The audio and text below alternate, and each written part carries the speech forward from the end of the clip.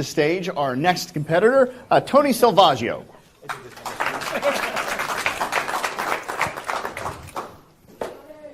Good afternoon.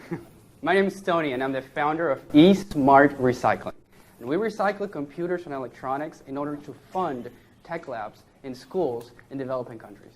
I'm a 29-year-old social entrepreneur. I've been in the recycling industry for over 7 years. I recently authored a book called Community-Driven Entrepreneurship, inspired on a TED Talk I did last year about socially conscious business models. Technology advances so rapidly these days that it's very hard to keep up. The lifespan of a computer has gone from 8 years to barely 24 months. And then in the United States alone, we throw away 200,000 computers every day in the landfill.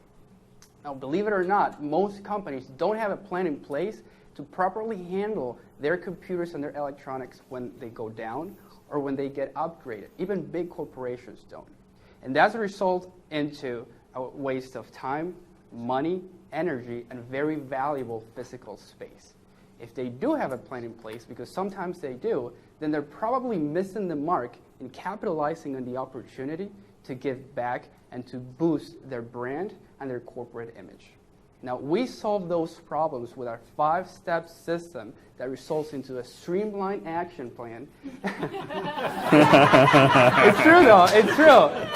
And it involves collection of the equipment so the company doesn't have to worry about a thing. We take care of everything, and they can focus on what they do best, which is making money. Inventorying everything that we collect so they know exactly what we're picking up, which is great for their accounting and asset management systems. Destroying every single piece of hard drive in our state-of-the-art hard drive shredder in our warehouse, then reporting back exactly what we're doing with all of the equipment that we're picking up. And then 5 is giving back. And that's when we pay the client for the material that we collect, or we use the proceeds to fund tech labs across the world.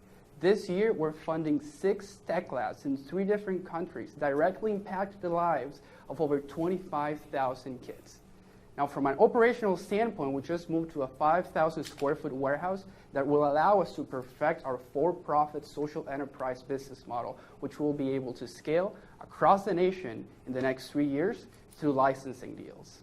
And on top of that, we're already began conversations with a multinational corporation that has vested interest in the impact that we're making in these secondary markets, the network, and the relationships that we're building. Now, who thinks here that the world would be a better place if kids all over had better access to education? I know, right? Me too. And here's how you can be a part of this solution. We're looking for you. We're looking for supporters. We're looking for evangelists. We're looking for corporations. We're looking for universities to partner with us and make this a reality. Collaborate together. Before you leave here, I want you to please grab one of my business cards, guarantee you the only one printed in 100% recycled paper, and a sticker that says that you're cool because you recycle. And I want a personal introduction with that person that you have in mind, that person that's a business leader and can become a community leader, that CEO of a big company that has the opportunity to leave a legacy for themselves and for their organizations by working with us. I'm considered Tampa's e-revolutionary, one that makes giving back easy.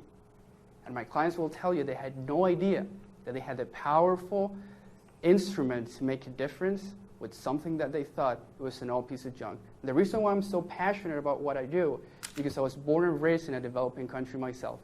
I have seen firsthand what poverty feels like, what poverty looks like, and the lack of opportunities that some of us here might even take for granted. But I realized that there was an opportunity to create value where other people see trash. And give kids this equipment that they can use as instruments of education to be able to discover the next Steve Jobs or Bill Gates just waiting for an opportunity. Thank you very much. Good job, buddy. Well done. All right, we'll start with Bob. Okay, Jim. I thought it was great. I thought it was really well done. Minor part is just the way you interacted and got everybody involved. Great. You could do that at the beginning. Yeah. Okay, you could do that, but that's such a minor part. I thought it was great. I really did. I mean, I really don't have anything. Maybe you get the perfect time. Well, let's not push it. The only 10 in my mind is solid. So I cannot There give you go. a 10, but I will give you a 9.5. All right. Well done. All right. Cheryl.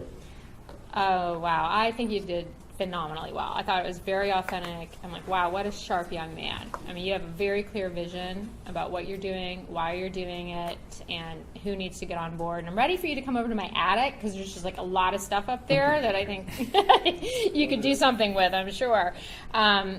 So I really don't have a lot to say other than I love the call to action to leave a legacy and to be a community leader, not just a business leader. I thought those were both really strong phrases, so I give you a 9.5 as well.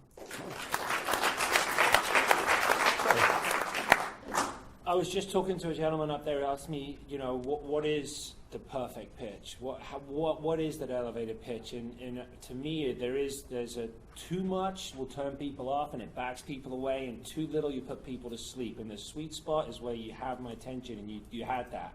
It's a hard thing to get. You got the right movements with your hand. Your business card was right on cue. You had it. It was great, and I also like it's a very low barrier to entry. I'm going to come and pick up your trash. It's pretty easy to call HSN and say, "What are you doing with those old computers?" I know a guy, and I feel confident I could send you into a room and you could close the deal. It was all the way around, and for not having props, you had I don't want to use the word swagger, but I got this feeling that you got it, and that's a great thing. Lots of practice, probably. You believe in your product. I give you a 9 for that one. Whoa, well done, brother. Well done. Dave. A couple. I think it was great. A couple things. You said 200,000 computers per day. Correct. Was that That's correct? accurate. That's an EPA fact. That is such a stunning number. I think you even should emphasize 200,000. I thought you could say per year. 200,000 computers every day. Yes, every day. And you go, wow, that's just, yeah. I love the pauses. There were pauses in there, and you would say something, you would pause, and then say it. And too many people during a pause say, and then you went, and that's the pauses. I think really add something to it. And I love the line, "We create value where other people see trash." 9.5. Okay, Eric. So I said earlier today I'd seen you pitch several times before, and I said that when you pitched this morning, I thought it was the best you had done, and that's not true anymore because I think you just stepped it up yet again. So that's great. For me, you start out and you kind of tell us who your business is, and then it was just boom, boom, boom, book on entrepreneurship, inspired by the TED Talk, direct tie into your business from there because I worry about it getting disconnected, and then it just all ties together so nicely. So I loved it. Eye contact was great. One thing that grabs me from this one versus some of the others is the social impact, right? And I think it's hard because we see so many businesses wanting to sort of social wash their business, and you get that authenticity and that sincerity.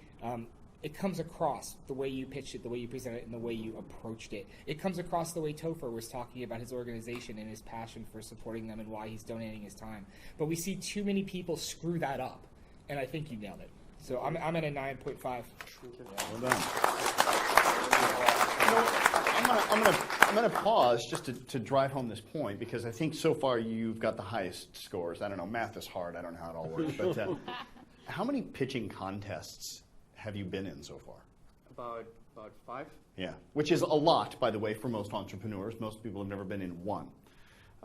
He's constantly putting himself out there, going to pitching competitions, getting out, practicing the pitch. And I think this is a great example of what happens when you get out there and you just consistently practice that pitch over and over. And I can say that one thing is to pitch because you believe in your product or your business, but there's another thing to pitch because you know that there's a formula to it.